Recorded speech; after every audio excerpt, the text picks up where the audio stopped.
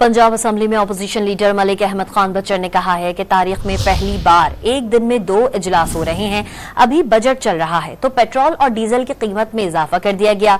Budget जिस तरह का था वैसा ही भतीजी का भी होगा।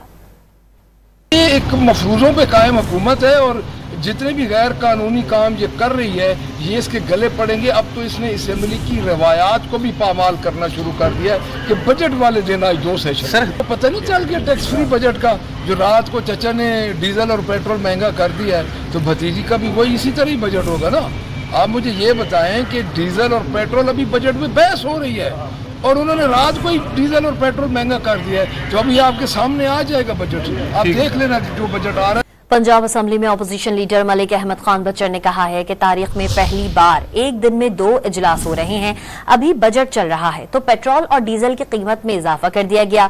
बजट जिस तरह का था वैसा ही भतीजी का भी होगा।